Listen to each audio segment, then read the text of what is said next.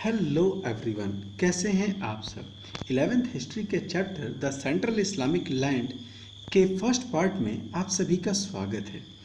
अब ये चैप्टर जो है इस्लाम के उदय और उसकी ग्रोथ के बारे में है। और सवाल ये आता है कि ये चैप्टर इतना इम्पॉर्टेंट क्यों है। हम किसी और धर्म के बारे में इतने डिटेल में नहीं पढ़ रहे, सिर्फ इस्लाम के बारे में ही जो है पूरा का पूरा चैप्टर पढ़ने की ज़रूरत क्यों है। तो उसकी एक खास वजह है। इस्लाम की जो ग्रोथ है वो बड़े ही चमत्कारिक ढंग की रही है। मीन्स इस्लाम की शुरुआत से पहले लगभग 6th सेंचुरी की जो स्टार्टिंग होती है, उसमें जो है जो अरब है वो एक पूरा डेजर्टिक इलाका है। हालांकि डेजर्ट तो आज भी है, लेकिन टोटली अनडेवलप्ड, जहाँ पे नोमैडिक पास्टोरलिस्ट लोग हैं जो कि अपने जानवरों को लेके चराते हैं। और विद इन 50 ईयर्स उन्होंने जो है मतलब असाधारण रूप से ग्रो किया। One thing. सेकेंड थिंग, आप बेसिकली वो एक कबीलाई समाज था, बावजूद इसके उन्होंने अपने समय के दो सबसे बड़े empire, Byzantine empire eastern Roman और ईरान का सासानियन एम्पायर, दो बड़े साम्राज्यों को ध्वस्त करके रख दिया। तीसरा जो इनका सबसे बड़ा अचीवमेंट रहा है, अचीवमेंट क्या कहोगे, इम्पोर्टेंस रहा इस चैप्टर को। आज हम जो है हर जगह मतलब रह करके अक्सर इस्लामिक आतंकवाद की जो बात आती है, और जो है ये कहा जाता है कि जो पूरा मिडिल ईस्ट की जो लड़ाई झगड़े चल रहे हैं, या फिर ये कहा जाता है इस्लामिक टेररिस्ट हमेशा जो है यूरोप को ख़त्म करना चाहते हैं, जो जिहाद की बातें आती है, तो उस जो प्रॉब्लम है उसकी जड़ें भी यहीं आती हैं। तो इन सारी चीज़ों को समझने के लिए हमें जो है ये चैप्टर बहुत समझना बहुत ज़रूरी है। अदरवाइज़ हम प्रेजेंट की जो प्रॉब्लम है, इस्लामिक टेररिज्म, जिहाद का लफड़ा, जो क्रिश्चियनिटी वर्सेस इस्लाम का जो स्ट्रगल है, वो हम नहीं समझ सकते। और दूसरी चीज़, हमें ये भी समझना बहुत ज़रूरी है कि वो क्या फैक्टर थे जिसने एक छोटे से धर्म को, जो कि जो है अरब के रेगिस्तान में डेवलप मतलब पैदा होता है, अचानक से वो एक बहुत पावरफुल रिलीजन बन जाता है और दुनिया में 1 बिलियन लोग जो है इसके फॉलोअर्स बन जाते हैं, और आज भी यह दुनिया का सबसे तेज़ी से ग्रो होता हुआ रिलीजन है। तो आइए इस चैप्टर को देखते हैं, समझते हैं। चैप्टर का नाम है द सेंट्रल इस्लामिक लैंड। तो इस्लाम आप बहुत अच्छे से जानते हैं, दुनिया भर में जो है दुनिया का दूसरा जो है सबसे बड़ा और पावरफुल रिलीजन है। इसके जो मेंबर्स हैं वो मुस्लिम कहलाते हैं, और यह रिलीजन जो है ज़्यादा पुराना नहीं है, मात्र 1400 साल हुए ही हैं इसको डेवलप हुए, मतलब 600 BC के आसपास जो है डेवलप हुआ है। और बहुत ही शॉर्ट स्पैन में यह जो है इजिप्ट से लेकर के अफ़गानिस्तान तक जो है फैल गया, और दुनिया के बाकी हिस्सों में यह ग्रो करता चला गया। आप जो इस्लाम का जो इतिहास है वो दरअसल एक धर्म का इतिहास नहीं है। कई बार सवाल आता है हम धर्म को क्यों पढ़ें। दरअसल ये धर्म नहीं है, ये अपने आप में एक कॉम्प्लेक्स सी चीज़ है, जहाँ धर्म भी आता है, राजनीति भी आता है और समाज भी आता है। बाकी जगहों पे जब हम हिंदुत्व की बात करते हैं तो फिर वो धर्म की बात होता है। आज के दौर में हिंदुत्व में पॉलिटिक्स इन्वॉल्व हो रही है, बट बेसिकली हिंदुत्व एक धर्म है।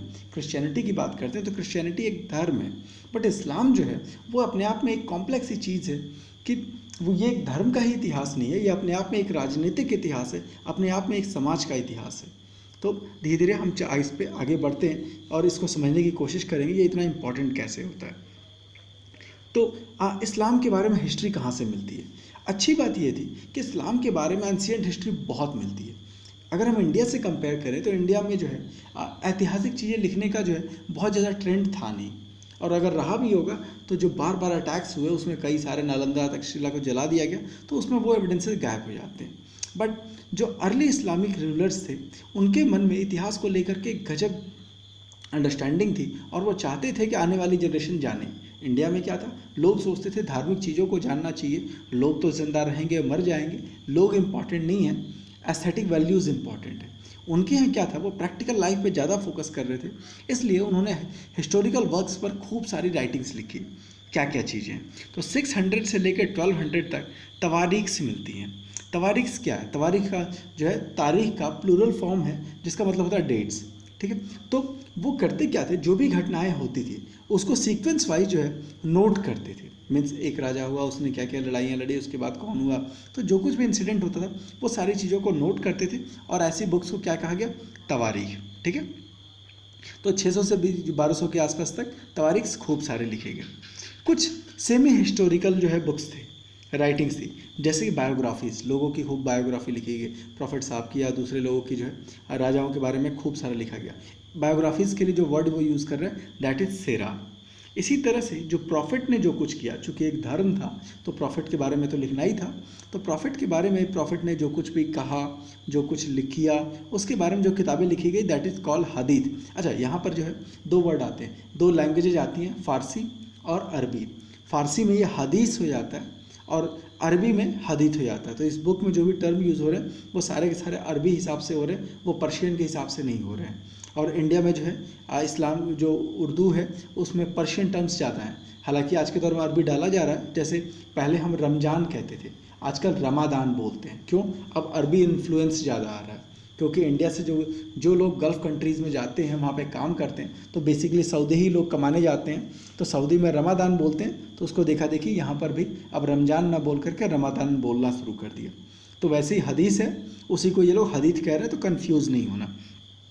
तो पहली चीज़ तवारीख बहुत सारी लिखी गई, बायोग्राफीज़ लिखी गई, प्रॉफिट के वर्क्स जो थे उस पर किताबें लिखी गई दैट इज़ कॉल्ड हदीथ। उसके बाद जो है कुरान पर बहुत सारी कमेंट्री लिखी गई। कुरान क्या है? तो मुस्लिमों का सबसे जो है पवित्र किताब कुरान, उस पर जो कमेंट्रीज लिखी गई दैट इज़ कॉल्ड तफसीर।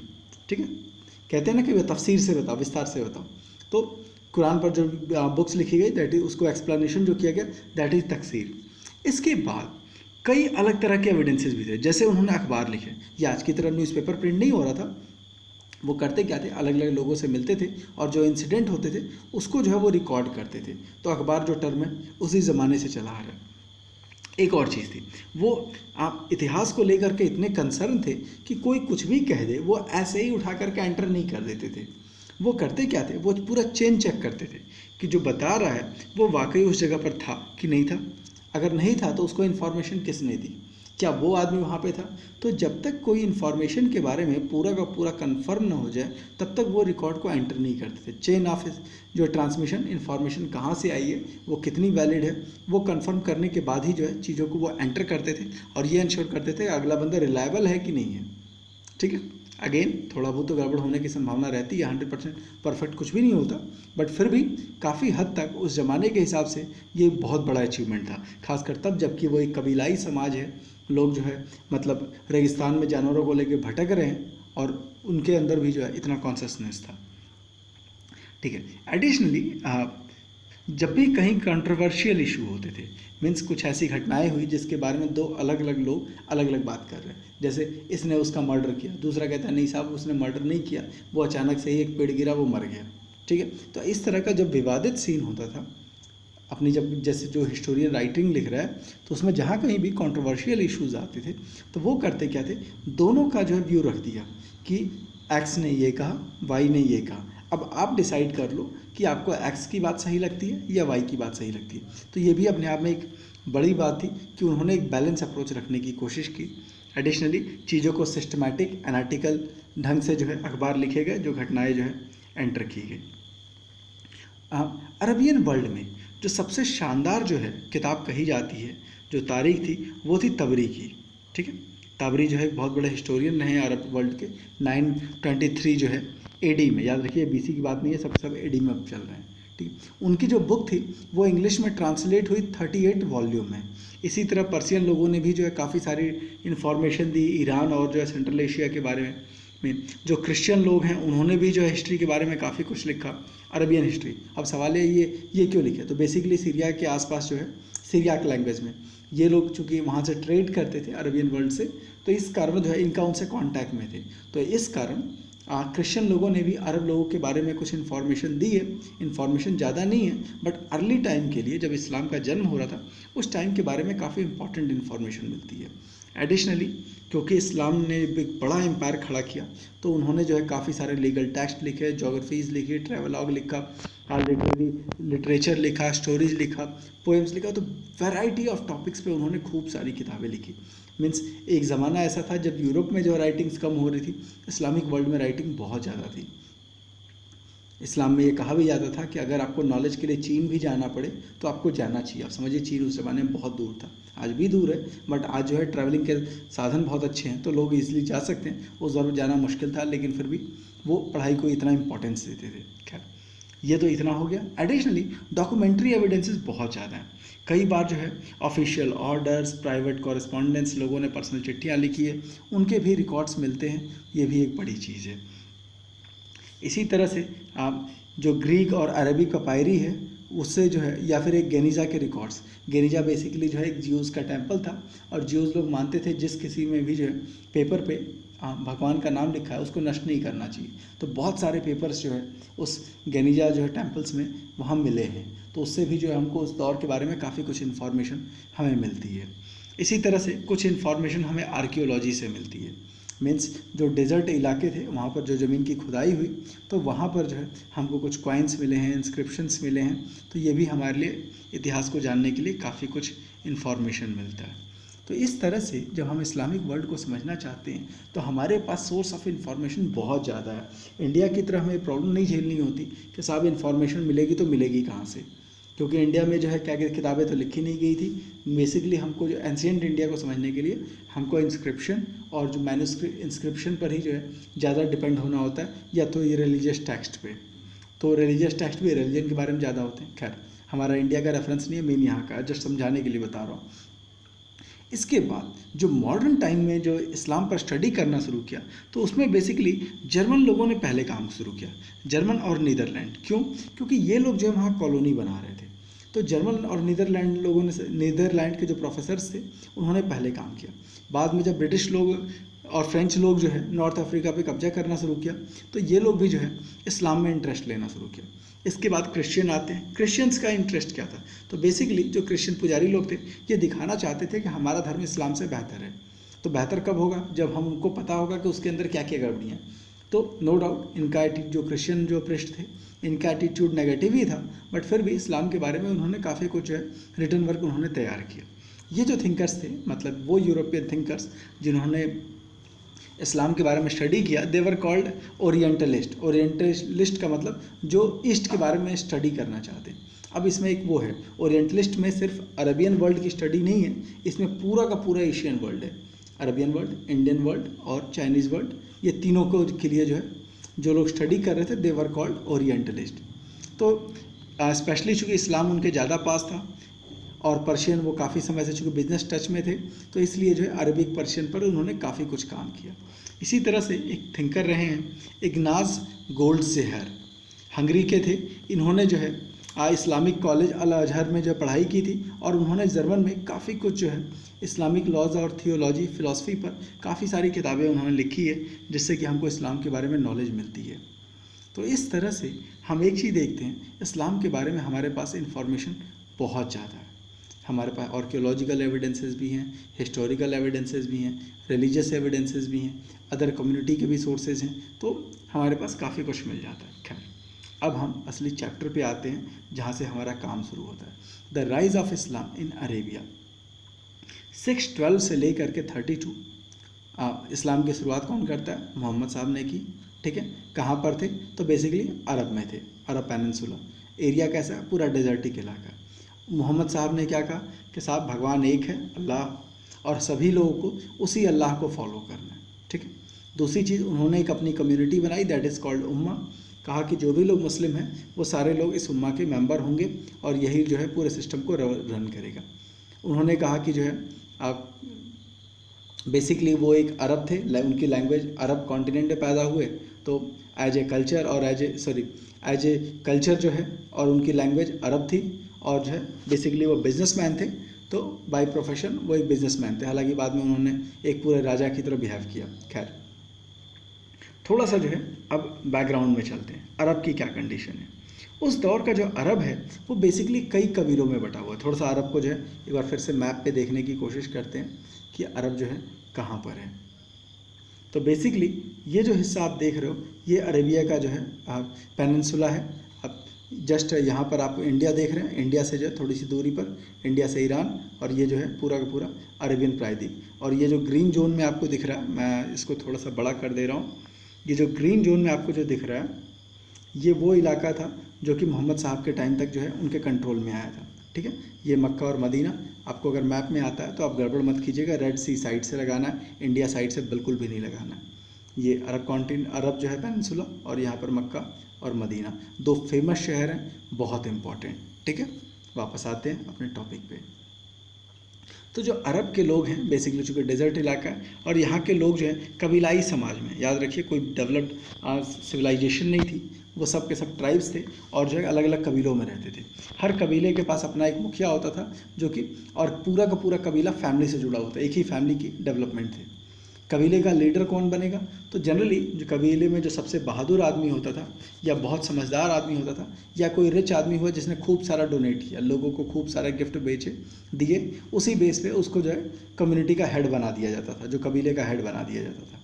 अगेन हर ट्राइब के पास अपने भगवान थे, ये बड़ा यूनिक सा है कि जैसे इंडिया में होता है कि बहुत सारे भगवान हैं, तो वैसे ही उस हर ट्राइब के पास अपने अपने भगवान थे जो कि मूर्तियाँ बनाते थे। आज के दौर में अरब में ये चीज़ें ख़त्म हो गई है, तो लेकिन उस दौर में थी। हर ट्राइब है, ट्राइब का अपना एक मुखिया है, हर एक ट्राइब के अपने भगवान है, सारी पुरानी सोसाइटीज़ में होता है, और उसकी मूर्ति बना करके वो पूजा करते थे।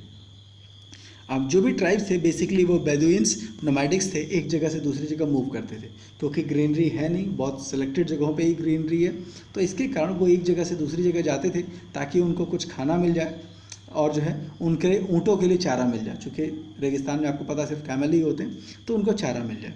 कुछ जो रिच लोग थे वो कुछ शहरों में बस गए थे, और कुछ जो ऐसे थे जो खेती करते थे। मोहम्मद साहब जिस ट्राइब को बिलोंग करते थे, कुरैशी, आज भी जो है इस्लाम में जो है कुरैशी लोगों को जो है थोड़ा रिस्पेक्ट दिया जाता है क्योंकि वो मोहम्मद साहब की फैमिली को बिलोंग करते हैं। तो ये लोग कहाँ रहते हैं, मक्का शहर, आपको दिखा दिया था। और ये फैमिली जो थी, ये एक खास क्यूब लाइक स्ट्रक्चर को को जो है मेंटेन करती, मैनेज करती थी। मक्का में जो आज भी जो है मक्का की ये जगह जो बहुत फेमस रही है। मक्का क्या है, इस्लाम का जो है गढ़ है, और हर कोई हज करने यहाँ मक्का और मदीना जरूर जाता है। तो मक्का में एक क्यूब लाइक स्ट्रक्चर है, दैट इज़ कॉल्ड काबा। जो वहाँ पर जो है जितने भी आसपास के लोग थे, जितने भी जो ट्राइब्स थे, सब अपनी मूर्तियाँ वहाँ रखते थे, और ये लोग जो सारे लोग वहाँ आते थे वहाँ पूजा करने। तो मक्का जो है इस्लाम की शुरुआत से के पहले से ही बहुत फेमस रहा है, और इसको एक सेक्रेट प्लेस माना जाता था। जो बाहरी के जो आउटसाइडर जो ट्राइब्स थे, वो लोग भी जो अपनी मूर्तियों को मक्का में रखते थे, और हर साल जो है वहाँ हज करने आते थे। याद रखिए, हज आज के इस्लाम का ट्रेंड नहीं है, ये प्री इस्लामिक ट्रेंड है।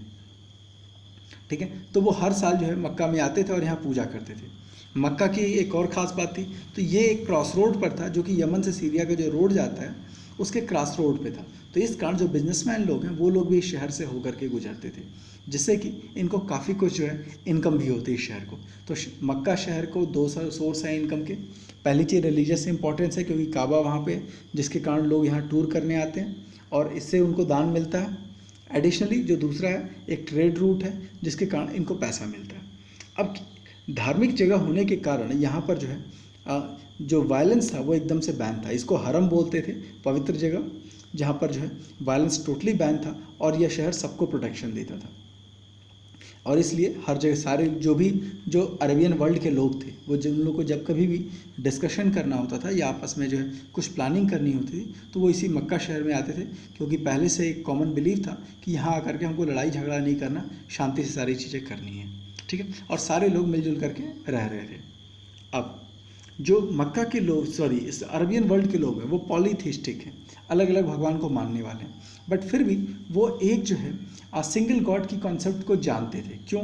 क्योंकि उनमें जो है वो क्रिश्चियनिटी के टच में थे, ज्यूज़ के टच में थे। अब ये दोनों धर्म कहता है भगवान कई सारे नहीं हैं, भगवान सिर्फ एक है। तो इनके दिमाग में सिंगल भगवान की भी कल्पना थी, लेकिन फिर भी वो अपने जो है मूर्तियों के से काफ़ी अटैच थे। जैसे इंडिया में जो अलग अलग भगवान हैं, वैसे ही जो है उनके यहाँ भी ये सब चल रहा था।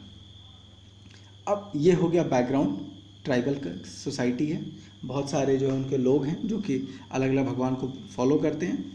ठीक है, और दूसरी ओर मोहम्मद साहब 612 में उन्होंने डिक्लेयर किया कि मैं मैसेंजर ऑफ गॉड हूँ। ठीक है, मैं भगवान का दूत हूँ, रसूल, जिसको भगवान ने, अल्लाह ने अपना जो है धर्म का प्रचार करने के लिए भेजा हुआ है। ठीक है, उन्होंने क्या किया, एक नया धर्म इम्प्लीमेंट किया, और इस धर्म के साथ कुछ खास चीज़ें थी। बहुत सिंपल बातें की। कहा कि आपको डेली प्रेयर करनी है, सलात करनी है, 5 टाइम आपको नमाज़ पढ़नी है, कोई भी कर सकता था। मोरल प्रिंसिपल, आपको अच्छी अच्छी बातें करनी थी कि आपको लोगों को दान करना है, चोरी बदमाशी नहीं करनी है। तो बहुत सिंपल बातें कही, जिसके कारण जो है जो कॉमन लोग थे वो इनको फॉलो करना शुरू करते हैं। मोहम्मद साहब ने, इनको पता था कि अकेले तो हम कुछ कर नहीं सकते, तो उन्होंने इमीडिएट एक लोगों का एक यूनियन बनाया। जो लोग जो है उनको फॉलो करते थे उनका एक यूनियन बनाया, कम्युनिटी बनाया, दैट इज़ कॉल्ड उम्मा। उन्होंने कहा कि जो लोग भी जो है हमारे रूल्स को फॉलो करने को तैयार हैं, दे वर कॉल्ड मुस्लिम्स, और उनका जो यूनियन था दैट इज़ कॉल्ड उम्मा। उन्होंने कहा कि इन सारे लोगों को हमारे ऑर्डर्स को फॉलो करना पड़ेगा और हमारे हिसाब से चलना पड़ेगा। यहाँ पर एक छोटा सा पिक्चर है, ये एक जिब्रील है। माना जाता है कि मोहम्मद साहब जो है वो उनको एक जिब्रील, अच्छा यहाँ पर भी दो टर्म आ रहा है कि एक देवदूत आया था गैब्रियल, ये गैब्रियल नाम जो है अब इस क्रिश्चियन और ज्यूस उसमें मिलता है, इनके इस्लामिक टेक्स्ट में उसका नाम जिब्रील मिलता है। कहा कि भगवान ने एक मैसेंजर भेजा था और उसने जो है मोहम्मद साहब को ज्ञान दिया था। कहा जाता है मोहम्मद साहब अनपढ़ थे, तो उनको जो पहला शब्द उन्होंने बताया दैट इज़ कॉल्ड इकरा, मतलब रिसाइट, बोलिए, ठीक है। इसी वर्ड से जो कुरान निकला है, ठीक है। इस्लाम मानता है कि तीन तरह के जो है बुद्धिमान जीव होते हैं, जिसमें एक इंसान है, दूसरा जिन्न है और तीसरा जो है एंजल्स हैं। खैर ये सब उतना इम्पोर्टेंट नहीं है, स्पेशली हम अपने टॉपिक पे आते हैं। तो मोहम्मद साहब ने जो है अपनी एक कम्युनिटी बना ली, ठीक है। कम्युनिटी बनाने के बाद उन्होंने क्या किया, धीरे धीरे अपने लोगों को बढ़ाना शुरू किया। अब जैसे जैसे इनके लोगों की संख्या बढ़ रही है, वैसे वैसे जो मक्का के लोग थे उनको लगने लगा यार ये आदमी अगर ये अपना धर्म चलाएगा तो हमारे लोगों को कौन फॉलो करेगा। क्योंकि मोहम्मद के जो प्लान्स थे वो बड़े सिंपल थे, तो कोई भी उनकी बात को फॉलो कर सकता था। तो सारे लोग मोहम्मद साहब को ज्वाइन करना शुरू किया, ठीक है। स्पेशली जो गरीब लोग थे, जो मज़दूर थे, जो कि जो है ट्राइब्स थे, वो लोग ज्वाइन करना शुरू किया। इस बात से जो मक्का के जो प्रोमिनेंट लोग थे उन्होंने जो है वो बड़े जो है दुखी हुए, उनको वो नाराज़गी हुई। अच्छा एक काम और किया था इन्होंने, एक और दिमाग लगाया। उन्होंने जो है लोगों को प्रॉमिस किया, जो मोहम्मद साहब थे, कि जो भी हमारे धर्म को ज्वाइन करेगा, ठीक है, एक तो इनके फॉलोअर्स थे वो मुस्लिम हो गए, उन्होंने कहा जो भी हमारे धर्म को फॉलो करेगा तो जिस दिन क़यामत का दिन आएगा, इस्लाम मानता है कि जिस दिन डेथ होगी तो सारे लोग कब्र में आराम करेंगे, ठीक है। इसीलिए हम बोलते हैं रेस्ट इन पीस। ये हिंदू धर्म के हिसाब से नहीं है, ये इस्लाम और क्रिश्चियनिटी के हिसाब से, ठीक है। रेस्ट इन पीस का मतलब अब आपकी डेथ हो गई है, अब आप ज़मीन के अंदर शांति से आराम करो। कब तक? जब तक कि क़यामत का दिन ना आए। क़यामत के दिन भगवान जो सारी आत्माओं को उठाएगा और उठा करके उनके कर्मों के हिसाब से उनको पनिशमेंट देगा या उनको इनाम देगा, ठीक है। तो ये इस्लाम का जो है बेसिक कॉन्सेप्ट है। तो वही उन्होंने कहा कि जो भी इस्लाम ज्वाइन करेगा उनको क़यामत के दिन मोक्ष मिलेगा, साल्वेशन मिलेगा, और यहाँ धरती पर जो कुछ भी हम करेंगे, जो भी प्रॉफिट बनाएंगे, उसमें आपको हिस्सा मिलेगा। बेसिकली इस जो मोहम्मद साहब के जो लोग थे, ये लोग जो है गुंडागर्दी तो कह सकते हो। होता क्या था, आसपास के जो बिजनेसमैन जो लोग ट्रैवल करते थे, ये उन पर रेड करते थे, मतलब उन पर अचानक से अटैक करते थे, उनका प्रॉपर्टी छीन लेते थे, उनका सोना चांदी छीन लेते थे। तो ये कहते थे कि आप अगर हमारे साथ ज्वाइन करोगे तो पहली चीज़ आपको मोक्ष दिलवाएंगे मरने के बाद, और ज़िंदा रहोगे तो हम जो कुछ भी लूटपाट करेंगे उसमें आपको हिस्सा मिलेगा। जो इस्लामिक फ़ौजें रही हैं वो बेसिकली इसी कॉन्सेप्ट पे रही हैं कि आप हमारे साथ ज्वाइन कीजिए, हम लोग मिल करके लड़ाई लड़ेंगे, अगले से हम प्रॉपर्टी छीनेंगे, और जो कुछ भी होगा उसका 4/5 हिस्सा आपको मिलेगा, ठीक है। मतलब जो लड़ रहा है, और 1/5 जो है गवर्नमेंट रखेगी। मीन्स अगर जो है 100 किलो सोना लूट करके लेके आए तो 20 किलो जो है सरकार रखेगी, और जो है 80 किलो सोना जो है लूटने वालों में डिवाइड कर दिया जाएगा। अब सोचो एक ट्राइबल सोसाइटी है जिसके पास कुछ भी नहीं है, उसको जो है बोला जाए कि ठीक है चलो हमारे साथ आज ज्वाइन करो, हम लोग मिल करके बाकी जगहों पर जो है बाकी लोगों से हम छीनेंगे, और जो मिलेगा उसका मेजॉरिटी ऑफ हिस्सा हम तुमको दे देंगे, क्यों नहीं ज्वाइन करें। और यही वजह आप देखोगे इंडिया पर इतने अटैक्स हुए, बड़े बड़े टेम्पल्स तोड़े गए, तो उसके पीछे भी वजह यही थी, क्योंकि आप उनको बताया यही गया था कि आप इसीलिए हमें ज्वाइन कीजिए। खैर, तो इस तरह से जो मुस्लिम लोगों की जो संख्या है वो बहुत तेज़ी से बढ़नी शुरू हुई। जब संख्या बढ़ रही है तो मक्का के लोगों को जो है ये डर लगने लगा कि यार ये तो अच्छा, क्योंकि मोहम्मद साहब साफ साफ कहते थे कि किसी भी मूर्ति पूजा को नहीं फॉलो करना है। स्ट्रिक्टली उन्होंने कहा कि अगर आप जो है स्टैचूज़ को फॉलो करते हो तो आप मुस्लिम नहीं हो, तो स्ट्रिक्टली आपको ये नहीं करना है। इस बात से जो मक्का के लोग थे वो बड़े नाराज़ हुए। उन्होंने क्या किया, 622 में मोहम्मद साहब को भगा दिया, कहा यहाँ से निकलो, यहाँ रहोगे, यहाँ तुम नहीं रह सकते क्योंकि तुम जो है हमारे रूल्स को फॉलो नहीं करते हो। फाइनली मोहम्मद साहब जो है 622 में मक्का छोड़ करके मदीना आ जाते हैं। मक्का, मोहम्मद साहब की ये जर्नी है बहुत इंपॉर्टेंट है, और मुस्लिम लोग इसको बहुत पवित्र मानते हैं। मक्का से मदीना की जर्नी दैट इज़ कॉल्ड हिजरा। ठीक है। 622 786 नंबर जो है मुस्लिमों के लिए बहुत पवित्र है, वो इस्लामिक कैलेंडर के हिसाब से, और जो क्रिश्चियन कैलेंडर के हिसाब से 622। ठीक है। ये जो है इस्लाम के इतिहास में बहुत इंपॉर्टेंट रहा है जब वो मदीना आते हैं, और यहीं से जो है मुस्लिम कैलेंडर हिजरी संवत की शुरुआत होती है। ठीक है। हिजरी संवत की शुरुआत कब होती है? जब मोहम्मद साहब मक्का से मदीना आते हैं। ठीक है, आगे चलते हैं। इस्लामिक कैलेंडर क्या है? तो बेसिकली इस्लामिक कैलेंडर शुरुआत कब होती है? उमर के टाइम पे। खलीफा उमर, इसके बारे में भी आगे हम पढ़ेंगे, उसने जो है स्टार्ट किया था, और उसने पहला साल 622 को माना, जिसको जहाँ से जो है ये चलता है। ये क्या है? तो बेसिकली ये एक लूनर कैलेंडर है जिसमें 354 डेज होते हैं और 12 महीने होते हैं। ठीक है। डेज जो है 365 से कम है, तो इसलिए जो है हर साल जो है क्योंकि लूनर ईयर है इसलिए इसके डेज जो है कम होती है। हर दिन की शुरुआत जो है सनसेट से होती है, और जो मंथ की शुरुआत होती है वो चांद से होती है। क्रिसेंट जो है मून से होती है। याद रखिए, इनकी जो दिन की शुरुआत होती है शाम से होती है, सुबह से नहीं होती। इंडियन कल्चर में सुबह से काउंट करते हैं। ठीक है। वेस्टर्न कल्चर में आधी रात से काउंट करते हैं, तो इनके यहाँ जो दिन की शुरुआत होती है वो शाम से होती है। जो हिजरी का कैलेंडर जो ईयर है वो 11 दिन छोटा होता है, इस कारण इनके जो फेस्टिवल्स हैं वो उनकी डेट हर साल चेंज होती रहती है। आप हिंदू त्योहारों को भी देखोगे तो हिंदुओं का जो विक्रम संवत है वो भी जो है इसी लूनर कैलेंडर को ही फॉलो करता है। इसी कारण होली दिवाली की भी डेट हमेशा चेंज होती रहती है। खैर, जो कैलकुलेशन है डेट जो चेंज करने का है, मतलब क्रिश्चियन कैलेंडर को हिजरी संवत में कैसे चेंज करें, इसका फॉर्मूला बड़ा कॉम्प्लेक्स है। तो ये यहाँ पर जो है इसका फॉर्मूला दिया हुआ है कि अगर कोई डेट हिजरी में हो तो उसको जो है क्रिश्चियन कैलेंडर में कैसे जो है कन्वर्ट करें, या क्रिश्चियन कैलेंडर हो तो उसको हिजरी में कैसे चेंज करें। खैर, अब हम आते हैं आगे चलते हैं। किसी भी धर्म को जो है जिंदा रखने के लिए उसके फॉलोअर्स का रोल बहुत इंपॉर्टेंट होता है, कि वो कितने स्ट्रांगली अपने धर्म के साथ जुड़े हुए हैं, उसके साथ कितना जो है लड़ने भिड़ने को तैयार हैं, स्ट्रांगली उसके साथ काम करने को तैयार है। ठीक है। हर एक धर्म को खतरा जो है बाहर से बहुत ज़्यादा होता है, और उस खतरे से बचने के लिए ज़रूरी होता है कि उसको कहीं ना कहीं बाहर से संरक्षण मिले। अगर कोई राज्य उनको संरक्षण नहीं दे रहा है, कोई राजा उसको सपोर्ट नहीं कर रहा है, तो आपको खुद से एम्पायर खड़ा करना होगा। मोहम्मद साहब को पता था कि आसपास तो सारे लोग जो है मूर्तियों की पूजा करते हैं, तो वो लोग तो हमको सपोर्ट करने से रहे। तो मोहम्मद साहब ने क्या किया, मदीना जाते ही जो है वहाँ पर अपना खुद का एम्पायर खड़ा किया। वहाँ पर जो भी लोग थे, मीन्स वहाँ जो ज्यूज़ थे या बाकी जो लोग थे, उन्होंने उन सबको जो है मुस्लिम में कन्वर्ट कर दिया। सबको फोर्सफुली जो है कहा कि तुमको इस्लाम ज्वाइन करना पड़ेगा। दूसरा, मदीना से जो है वहाँ रह करके उन्होंने जो है पावर गेन करनी शुरू की, आसपास के इलाकों पर अटैक करना शुरू किया, और जो है पैसे गेन करने शुरू किए, क्योंकि सीधी सी बात है, लड़ाई लड़नी है तो पैसे चाहिए। यहीं पर अच्छा, फिर अपने लोगों में आस्था बनी रहे, इसके कारण कुछ कॉमन चीज़ें स्टार्ट की, जैसे फास्टिंग। जो 1 महीने का इनका जो रमज़ान होता है जिसमें दिन भर फास्टिंग करते हैं। ये फास्टिंग के पीछे एक वजह और थी, क्योंकि अनाज की कमी थी। आप देखोगे डेजर्ट इलाके हैं, तो इनको अनाज को प्रोटेक्ट करना भी ज़रूरी था। तो इस तरह से दिन भर अगर फास्ट कर रहे हैं, पूजा पाठ कर रहे हैं, तो इससे एक तो हमारे बीच स्ट्रांग बॉन्डशिप बनेगी। दूसरा, अगर ग्रेन्स बचेंगे तो इसको हम आगे लड़ाई के लिए यूज़ कर पाएंगे, जो मुश्किल टाइम के लिए बचा पाएंगे। तो इन्हीं सब चीज़ों को लेकर के उन्होंने कई नए नए से जो है रिचुअल स्टार्ट किए, और कई एथिकल प्रिंसिपल्स इम्प्लीमेंट किए। उन्होंने एग्रीकल्चर और ट्रेड पर टैक्स लगाया। इसके साथ ही जो है लोगों को के लिए कंपलसरी किया कि आपको ज़कात ज़रूर देनी है। इस्लाम की ये सबसे अच्छी बात है कि वो ज़कात की बात करता है कि हर एक आदमी, चाहे आपकी जो भी इनकम है, उसका 10% आपको गरीबों को डोनेट जरूर करना है। तो ये अपने आप में एक शानदार सी चीज़ का कॉन्सेप्ट है कि सीधी सी बात है कि हम जिस समाज में रहते हैं उस समाज के प्रति भी हमारी रिस्पॉन्सिबिलिटी है। तो ईश्वर ने, अल्लाह ने, या जो इसको भी आप मानते हो, वो उसने अगर हमें इतना पैसा दिया है कि हम अपनी लाइफ अच्छे से ग्रो कर सकते हैं, तो हमारा एक कर्तव्य बनता है कि जिन्हें जो है कुछ नहीं मिला, हम उनके लिए कुछ काम करें। तो ये ट्रेंड जो है उसी दौर से जो है उन्होंने काम किया, स्टार्ट किया, ज़कात, डोनेशन। ठीक है।